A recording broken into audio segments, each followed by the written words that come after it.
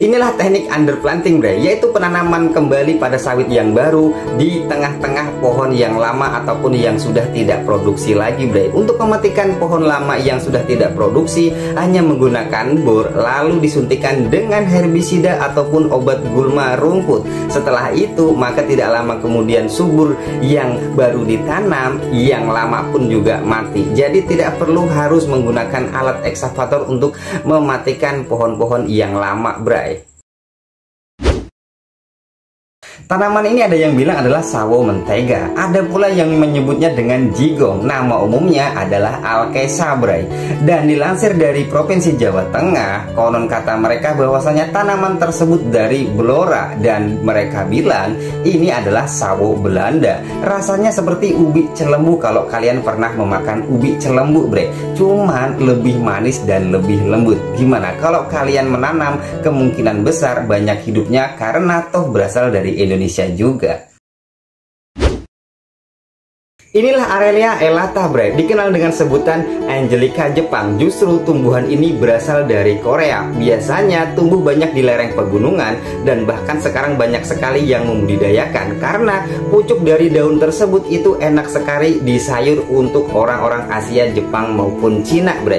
Nah, jadi kalau di Indonesia mungkin hampir tidak ada tumbuhan ini. Tumbuhannya berbentuk seperti berduri dan ketika daunnya banyak pun itu sangat rindang bre.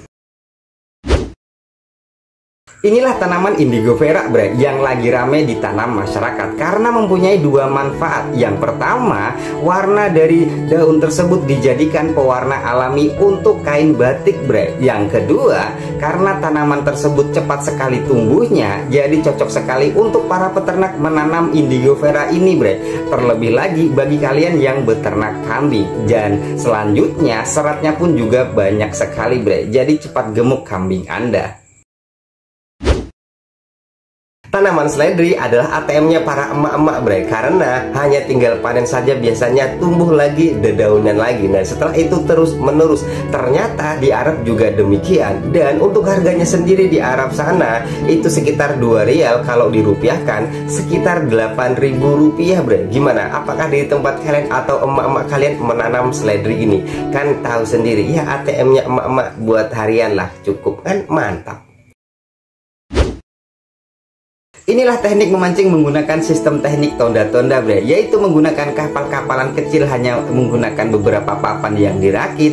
Lalu setelah itu dikaitkan beberapa kail yang panjang. Biasanya kalau dilemparkan ke laut itu akan terbawa oleh arus ombak ataupun arah angin. Setelah itu tinggal tarik saja. Kalau kapalnya itu sudah di tengah bre, biasanya akan banyak dapat ikan. Sama halnya menggunakan teknik yang menggunakan kapal yang ditali dengan beberapa kail. Jadi seperti ini teknik tonda-tonda. Gimana? Apakah ada yang tahu ini teknik dari daerah mana?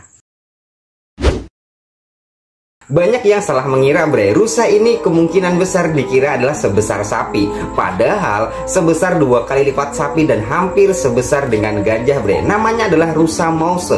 Jadi wajar saja dinobatkan sebagai rusa terbesar di dunia. Ini banyak rusa terdapat di Norwegia dan Kanada bre. Di sana rusa ini tidak banyak diternak, melainkan karena rusa ini terlalu agresif dan terlalu besar pula. Jadi dibiarkan saja liar. Gimana menurut kalian? Pengen gak kalau di Indonesia mungkin sudah habis ditangkap masyarakat?